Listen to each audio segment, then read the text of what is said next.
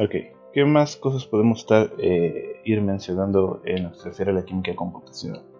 De acuerdo, otra parte importante de esto es lo que se conoce como la mecánica molecular, de acuerdo, la cual es una herramienta que nos va a servir para desarrollar nuestros cálculos en química teórica, pero es importante justamente diferenciar, ¿de acuerdo?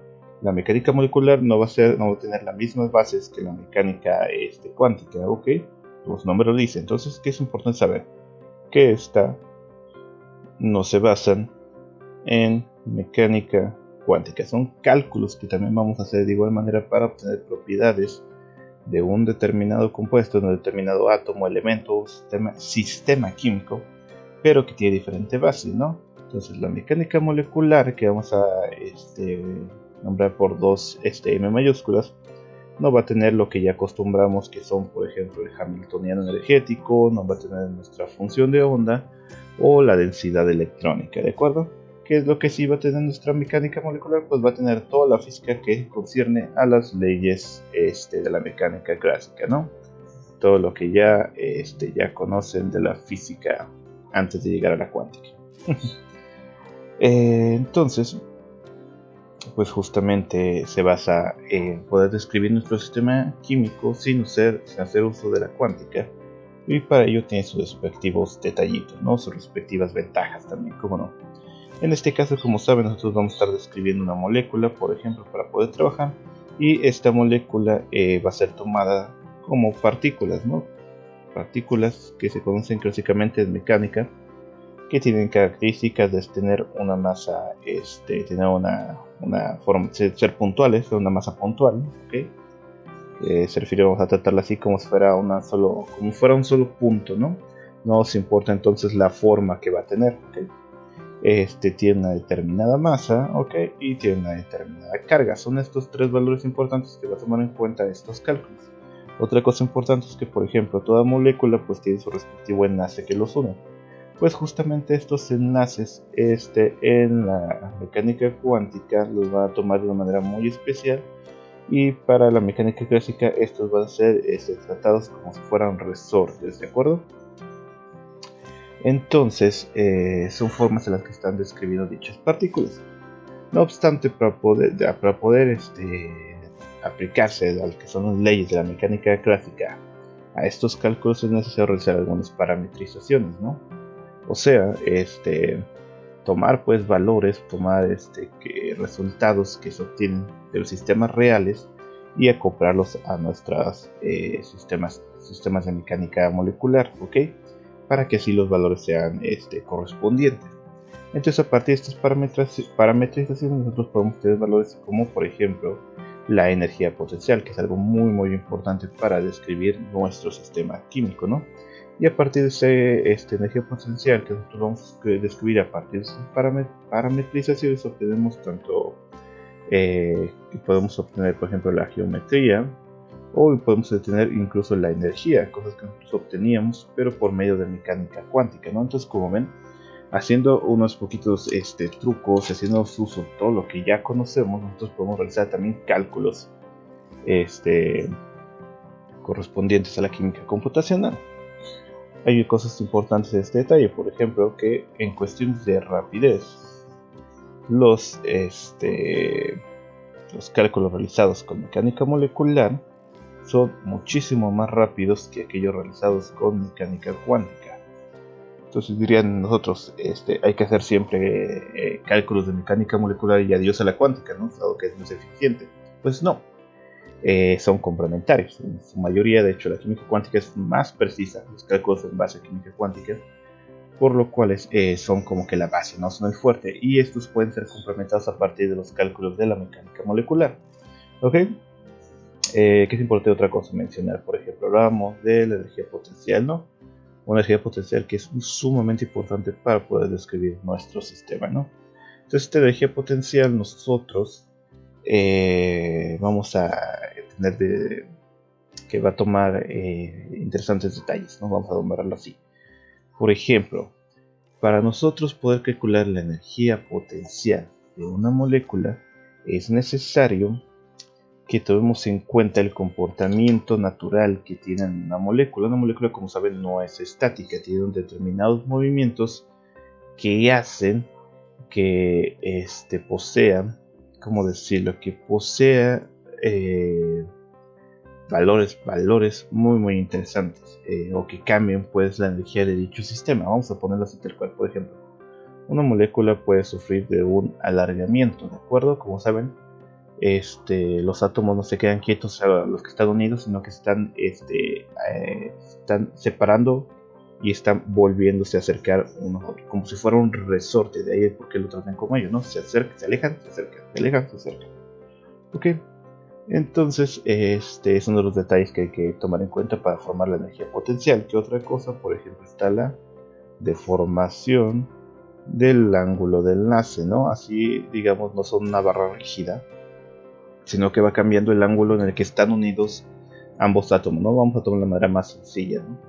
Tenemos aquí nuestra molécula, y por ejemplo esto me llamo, ¿no? Es como un resorte, o sea, se estiran las moléculas y se vuelven a juntar, es un alargamiento. Este ángulo en el que está unido también va a cambiar, dándoles una diferente energía, ¿no? Porque a partir de un ángulo también cambia mucho el valor de estas energías, dado por cuestiones justamente de las cargas eléctricas, ¿no? Y cómo se relacionan.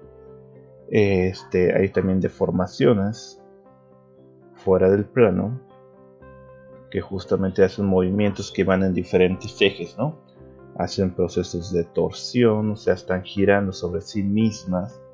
Hay interacciones cruzadas, ¿no? Que es justamente las interacciones de energía de, por ejemplo, todas las demás que estoy nombrando o que voy a nombrar, ¿no? A eso se refiere interacciones cruzadas. Entre las mismas formas de energía también ejercen una influencia a las demás.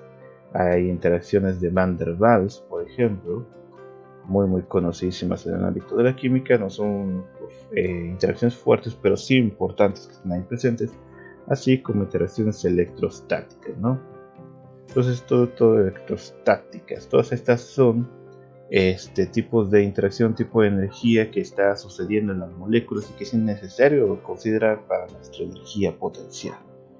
Es importante recordar, ¿no? Porque muchos de los cálculos justamente se basan en ello, en considerar cada uno de estas interacciones y así formar nuestra expresión de lo que es la energía potencial. Y es importante, la energía potencial va a influir mucho en los resultados de nuestro sistema. ¿Ok? Una energía potencial que se acerque lo más posible a describir la realidad de nuestro sistema nos va a dar resultados obviamente mayores o con mayor exactitud, ¿de acuerdo? Por ejemplo, nosotros podemos ver en esta imagen lo que yo les comento, ¿no? Hay determinados átomos, están unidos a partir de un enlace que se trata como un resorte, se comprimen, se alargan, están girando sobre sí mismos, no tienen esta torsión, tiene un ángulo de enlace que los separa y es lo que importa para la interacción. No es lo mismo que interaccione por ejemplo, un átomo que esté en este ángulo, ¿no? Así hay una interacción entre este y este, ¿no? A diferencia que si este ángulo estuviera hacia arriba, la interacción entre esta molécula y esta ya no sería la misma, ¿no? Hay interacciones no enlazadas, ¿no? Por ejemplo, electrostáticas. Aunque no estén unidos directamente, hay una interacción entre estas moléculas. Por ejemplo, por ello es que todo esto importa.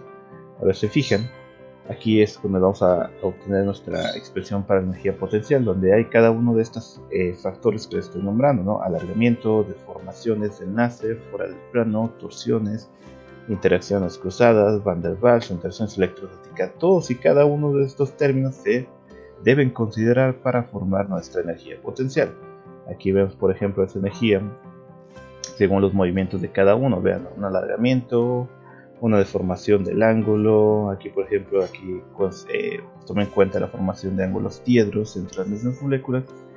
Y aquí, por ejemplo, vean interacciones que no son enlaces, como las interacciones de Van der Waals y las interacciones electrostáticas, ¿no? Que no necesariamente tienen que estar unidos para que tengan una influencia en la molécula.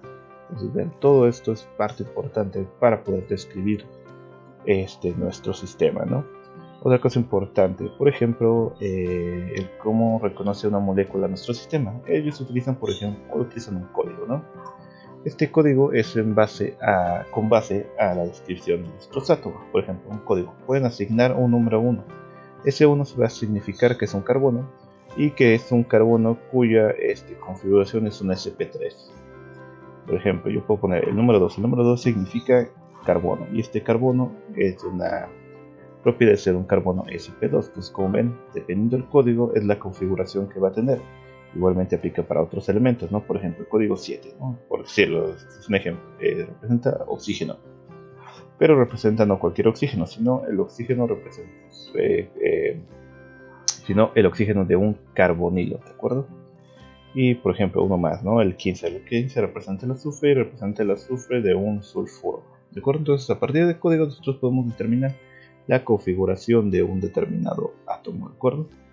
¿Qué otra cosa? Obviamente, en un átomo, importa justamente con quién esté unido, con quién no lo esté, ¿de acuerdo? De tal manera que si ustedes, 1, 2, 3, 4, tienen una determinada molécula, es importante darle una ubicación en el espacio, ¿no? Entonces cada uno de los átomos que nosotros estamos diseñando debe tener una determinada coordenada, ¿no? Para saber dónde está su espacio y en qué parte del espacio está y la evolución que va a tener.